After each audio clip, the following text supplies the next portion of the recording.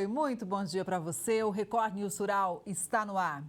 O setor de floricultura no Brasil cresceu quase 10% e movimentou mais de 21 bilhões de reais em 2024.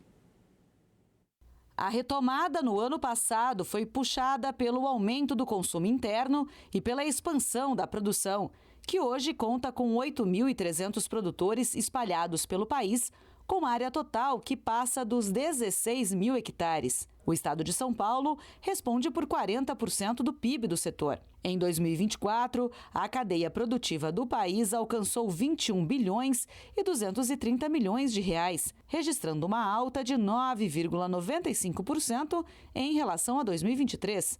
O setor da floricultura é um importante gerador de empregos e renda. No ano passado, empregou diretamente quase 265 mil trabalhadores. Este número representa 1,17% dos empregos do agronegócio, segundo dados do CPEA. Além disso, são estimados 800 mil empregos indiretos.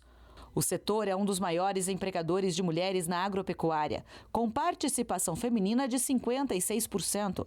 Em algumas regiões, esse índice pode subir para até 63%. O mercado brasileiro de café encerrou agosto com a colheita finalizada e os preços em forte alta. Os levantamentos do CPEA mostram que, no acumulado do mês, a valorização das duas variedades superou os R$ 500 por saca de 60 quilos, com avanços expressivos de quase 50% para o Robusta e de 28% para o Arábica. Com isso, o café voltou a ser negociado no Brasil nos patamares verificados entre maio e junho, quando a colheita estava apenas começando. Os pesquisadores explicam que o impulso aos valores vem sobretudo da oferta limitada, com quebra de produção superiores às previstas inicialmente, o que tende a dificultar a recomposição dos estoques mundiais. Além disso, a tarifação extra dos Estados Unidos sobre o café brasileiro reforça o movimento de alta. Isso porque as taxas têm resultado em elevação dos preços no mercado norte-americano, causando avanços nos contratos negociados na Bolsa de Nova York. Esses aumentos acabam sendo repassados ao Brasil. Olha essa notícia, as cooperativas exportadoras de café poderão vender mais para o governo de São Paulo. A iniciativa é para reduzir os efeitos da taxação aplicada pelo governo norte-americano. O programa do governo intensificou a compra de café de cooperativas paulistas. Em 2015, já foram adquiridas 8 toneladas do grão torrado e moído. E a expectativa é que até o final do ano as compras cheguem a R$ 1 milhão. Os produtos vão abastecer hospitais, escolas, penitenciárias e outros prédios da administração pública. A medida tem o objetivo de assegurar mercado interno e previsibilidade financeira aos pequenos produtores. Atualmente, o programa conta com 30 cooperados e tem 5 chamadas públicas, contemplando as regiões de Bauru e Ribeirão Preto, no interior do estado. Agora a gente fala do algodão. Os preços caíram pelo 3º mês seguido. A pressão veio das desvalorizações internacionais, da entrada, ainda tímida, da temporada 2024 e 2025 no mercado doméstico e da necessidade de parte dos vendedores em fazer caixa. Entre 31 de julho e 29 de agosto, o indicador CPEA-ESALQ, com pagamento em 8 dias, caiu 5,49%. Em agosto, o indicador foi 3,49% inferior à de julho, 3,44% abaixo da de agosto de 2024 e o menor desde novembro do ano passado em termos reais. Os pesquisadores explicam que, com o atraso da safra, a maior parte dos lotes vem sendo destinada ao cumprimento de contratos a termo, o que limitou a disponibilidade, principalmente da fibra de melhor qualidade. A queda do preço do arroz em casca tem reflexo no grão beneficiado e no varejo. A gente explica. O levantamento do CPEA aponta que as quedas de preços do arroz em casca no Rio Grande do Sul ao longo de agosto seguiram pressionando as cotações nos elos superiores da cadeia produtiva. Ainda segundo o Centro de Pesquisas, sazonalmente os valores se recuperam no segundo semestre. Mas esse movimento depende dos estoques, que por sua vez são impactados pelas exportações. Entre 31 de julho e 29 de agosto, o indicador do arroz em casca CPEA-IRGA Rio Grande do Sul recuou 3,06%. Na parcial do ano, a queda acumulada é de 31,5% e em 12 meses de 41,8%. Criar peixe em casa pode não ser tão complicado assim, viu? O morador de Goiás reaproveitou geladeira, tanquinho e até balde para montar a piscicultura. A estrutura foi construída no quintal da casa da mãe e a água usada no sistema ainda serve para regar a horta. Dona Ivandeci, de 69 anos, é pescadora das boas e começou cedo, com 7 anos. Tem lembranças fresquinhas das pescarias com a criançada em Mozarlândia. Eram mais uns 4 irmãos sem ser eu, assim, tudo menor, que eu sou a mais velha, sabe? Pegava lá, era bagre, eu não sei nem como que é o nome desse peixe hoje, sabe? Um que espeta a gente, menino vinha de lá espetado, um fisgava o peixe, tacava nas costas do outro lá atrás. Não, era uma bagunça danada. Foi ouvindo essas histórias que o filho Caleb, que é cientista da computação, teve a ideia de construir um criatório de peixes no quintal da casa dela, em Aparecida de Goiânia. A ideia saiu do papel em 2017. A gente sempre teve aquela pegada do seguinte, baixar o custo, né, do sistema aqui. No início, as bombas que eu usava aqui, aquelas bombinhas que jogam água para fora de máquina de lavar. Essa bomba que faz essa circulação aqui antigamente era bomba assim, né? Então eu já aproveitei aqui aquele balde de tanquinho, de lavar para poder usar como decantador, né? Depois veio a ideia das geladeiras, que como ela é horizontal, deu um decantador muito bacana, né? Tambores, né? Com uma coisa que é de baixo custo. A montagem do sistema, com bomba e tudo, custou R$ 1.500 na época. E a manutenção hoje é baratinha, R$ 60 por mês com energia e ração. São cerca de 200 tilápias e piaus. Volta e meia, um cai na panela. Vamos embora fritar uma tilápia, vamos embora fazer, e a gente faz, e conversa e come, e aí dá tudo certo no final. A engenhoca também conta com um berçário para a reprodução das plantas aquáticas, formado por 2 geladeiras e 2 caixas d'água catadas na rua. Estão vendo esses peixinhos? São para não deixar o mosquito da dengue botar ovo aqui. Essas plantas são transferidas posteriormente para o criatório de peixes. As raízes ajudam a filtrar a amônia e o nitrato da água, que chega no último tambor praticamente limpa. A bomba joga a água lá na caixa d'água. Na hora que ela joga essa água lá, ela está provocando oxigenação na água. É nesse momento que ocorre a maior troca de oxigênio. E essa água ela volta por gravidade. E após os decantadores, a água já vai estar assim com poucas sujeiras. Vem para o sistema de filtragem, que são os tambores, que vai fazer toda a filtragem da água, para quando a água chegar na bomba, essa água está mais limpa possível para voltar para a caixa d'água limpa novamente. E aí fica esse ciclo. A água do sistema também é usada para regar as hortaliças e frutíferas cultivadas aqui. Uma espécie de adubo que, pelo visto, é bem potente. Caleb conta que a criação de peixes no quintal despertou a atenção de muita gente. E ele acabou fazendo um canal no YouTube para compartilhar conhecimento. Já são quase 100 mil seguidores. Mas o que o hobby trouxe de mais valioso foi o reforço do vínculo com sua mãe. Quando a gente fez essa criatória aqui, minha mãe estava numa época que ela estava assim um pouco triste, porque os netos dela moravam com ela e já não estavam morando mais, ela ficou sozinha aqui e tal, né? Aí foi uma coisa tão natural, que aí no processo da gente ficar construindo isso aqui, eu sempre estava aqui, passava todo dia, eu estava todo final de semana aqui, foi muito bom.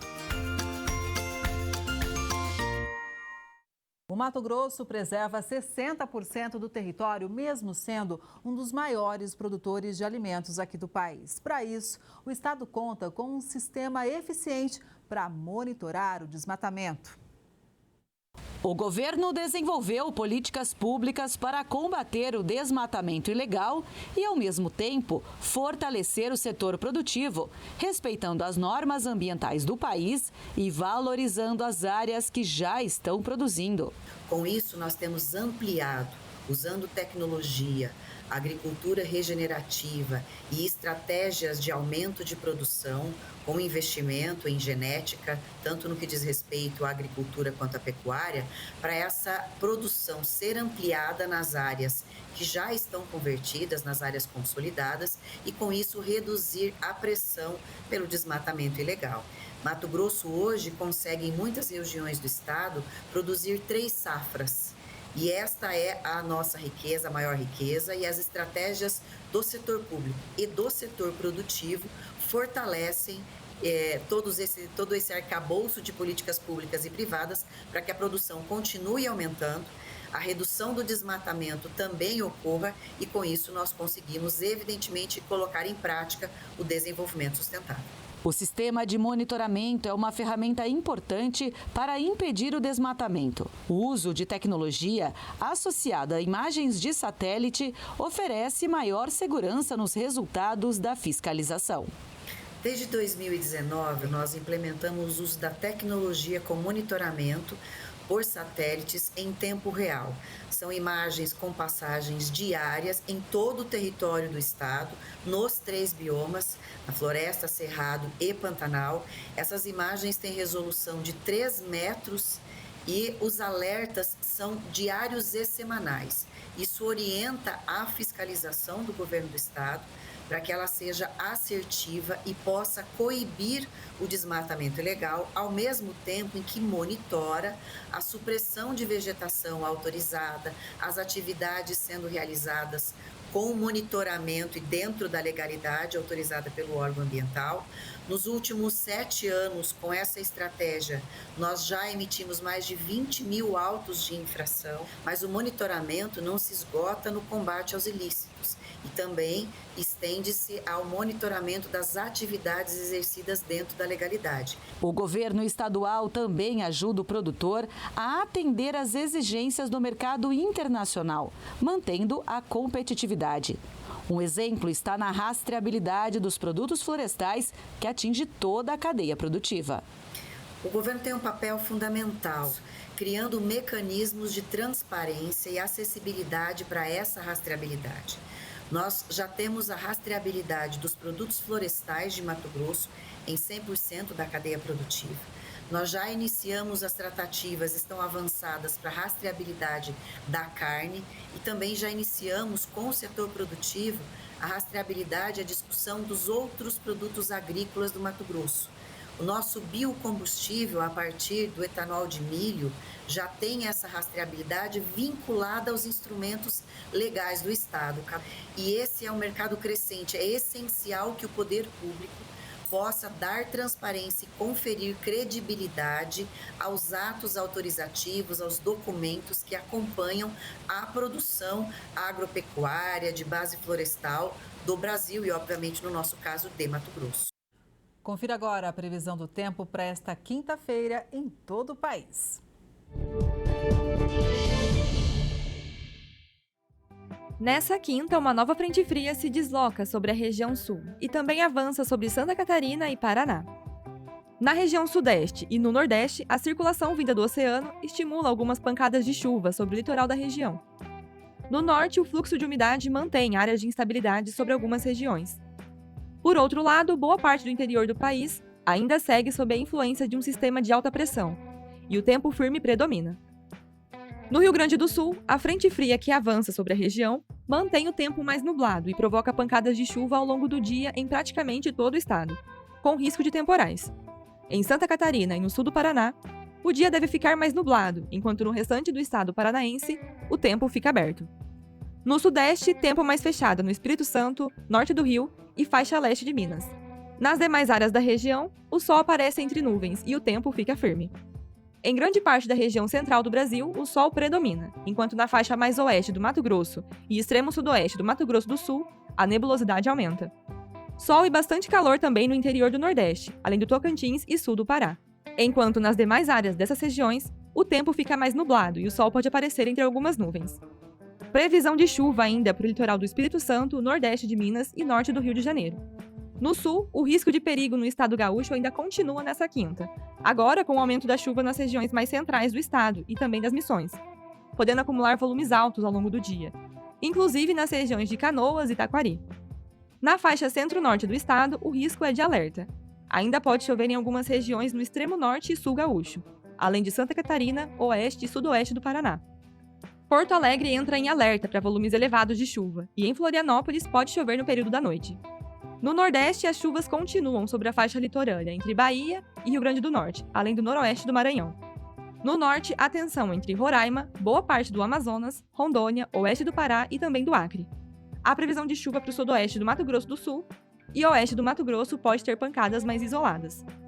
Além disso, em boa parte do Brasil, são esperadas rajadas de vento entre 40 e 50 km por hora na região sul, sudeste, nordeste e também no centro do país. O mar fica agitado em toda a costa leste do Brasil e ressaca entre Salvador e Maceió. No litoral do Rio de Janeiro, rajadas de vento que podem chegar até 70 km por hora. Tempo ainda muito seco em grande parte do Brasil, com umidade relativa do ar podendo ficar abaixo dos 20% entre Tocantins, Goiás, Mato Grosso do Sul, boa parte do Mato Grosso e do interior nordestino, além de São Paulo e Minas. Em relação às temperaturas, máximas de 20 graus em Porto Alegre, 28 em São Paulo e João Pessoa, 22 em Minas, 26 em Salvador e em Vitória, 34 em Palmas e em São Luís, e máximas de até 39 graus em Cuiabá. A suinocultura brasileira deve fechar 2025 com alta na produção e também nas exportações. Ou seja, o ano caminha para ser um marco positivo para o setor. Vamos saber mais? Quem chega com as informações para a gente é o Marcelo Lopes, que é presidente da Associação Brasileira dos Criadores de Suínos. Bom dia, Marcelo. Seja muito bem-vindo ao Record News Rural. Bom dia, um prazer imenso estar aqui com vocês. Prazer o nosso também, né? Por poder noticiar coisa boa para o setor, um ano aí cheio de otimismo, de um cenário positivo. E a que se deve tudo isso, hein? Olha, primeiro, nós estamos vivendo um momento importante nas exportações. Nós temos aí, já em relação ao ano passado, um aumento de 14% nas exportações. Isso significa que a demanda está muito grande.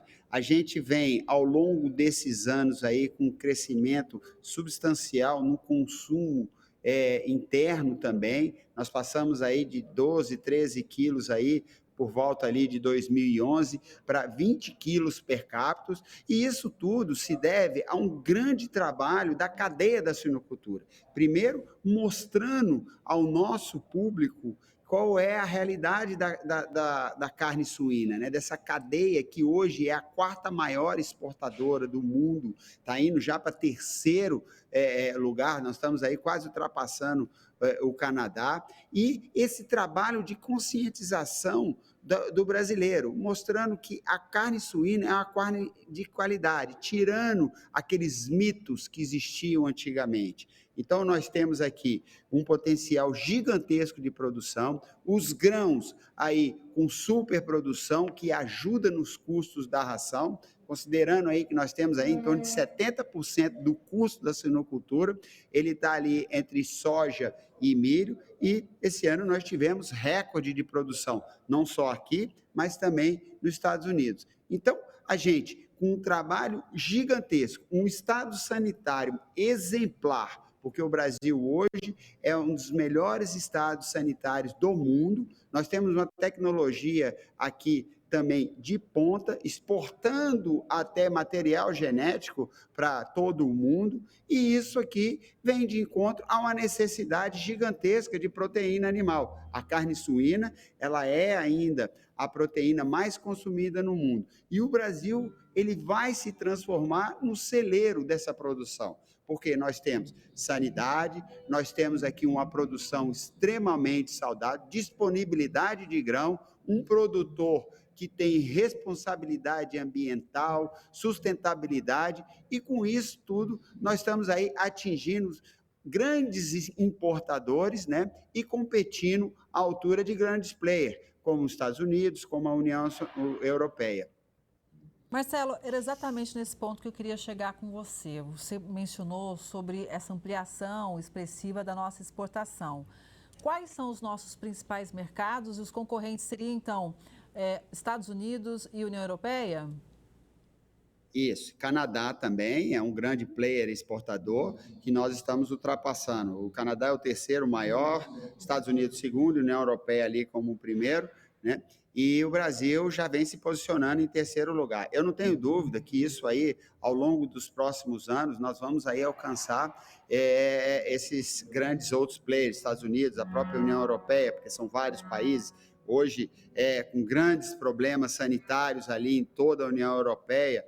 Então, o Brasil ele vem aí ao encontro dessas oportunidades que nós estamos tendo aqui de exportação. E, com isso, vai crescendo muito a suinocultura brasileira. Com essas oportunidades, com as demandas existentes hoje no mundo inteiro, a cada ano que passa, abre-se uma nova fonte. A gente tem aí a China, Hong Kong, Filipinas, Singapura, a Ásia como um todo, os países da América do Sul aqui, numa crescente importação da carne suína e de genética também, México, que é um grande importador. Recentemente nós recebemos uma delegação do Japão, lá em Brasília, no escritório da BCS, exatamente com a intenção de abrir novas plantas para exportação, que é um mercado extremamente exigente e que nós estamos preparados para isso. Ou seja,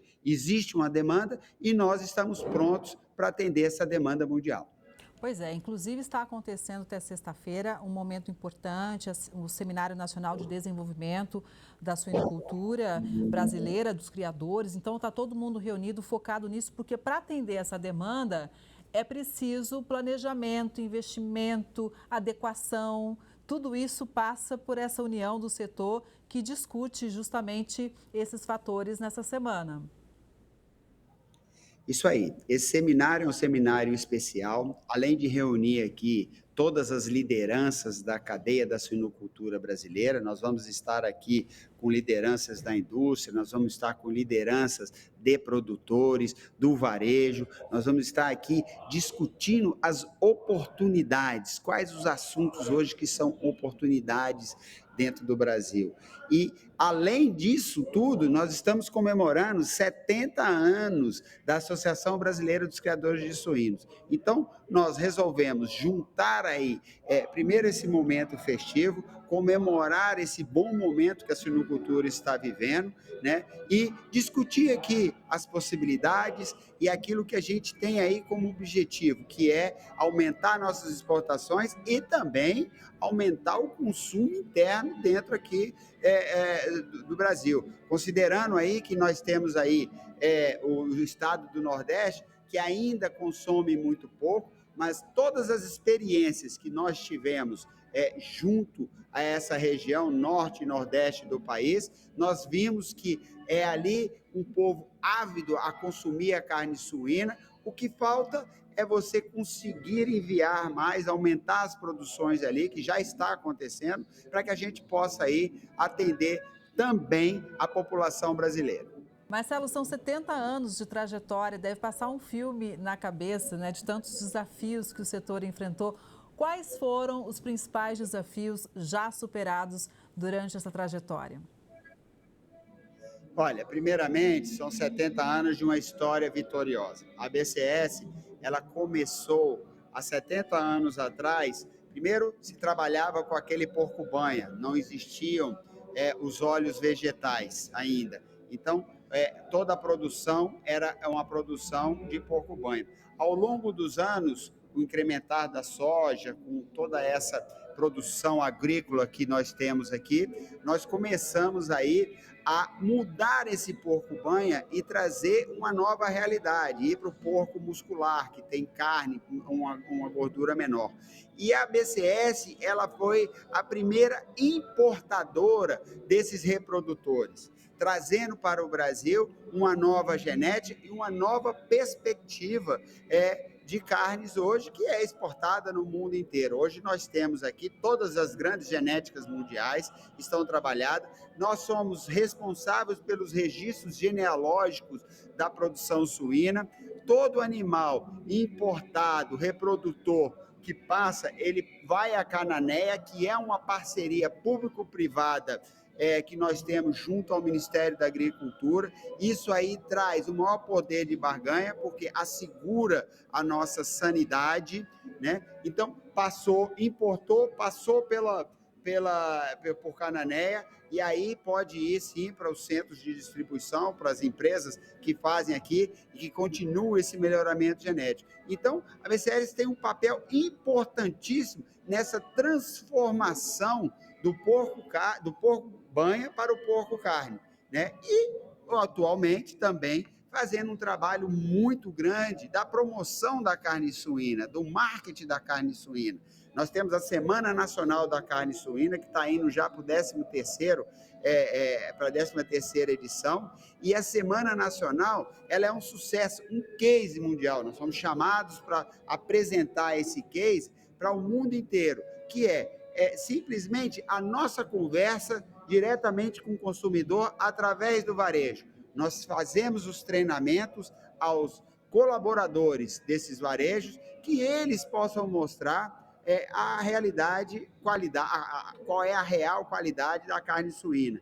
E aí, nesses treinamentos, a gente tem obtido aí um sucesso e aumento também no consumo per capita aqui no Brasil. Pois é, né? É muito importante a gente trazer essa trajetória aqui no Record News Rural, até para que todo mundo conheça, porque não é à toa que o resultado vem. Existe muito trabalho da porteira para dentro, né? Muito investimento, muito estudo, muita tecnologia. E agora, com o olhar para o futuro, Marcelo, qual seria o próximo grande salto do setor? Quais são os principais desafios para isso? Olha, como sempre, a gente precisa ter um crescimento ordenado, né? A gente já teve experiências lá atrás que quando a gente faz um crescimento desordenado, a gente começa a produzir. O Brasil tem uma capacidade incrível de produção e quando a gente cresce de uma maneira desordenada, você aumenta muito a oferta e essa demanda ela não acompanha. A gente já teve no passado algumas experiências muito ruins, porque quando você não consegue remunerar o produtor, você não tem a atualização da tecnologia.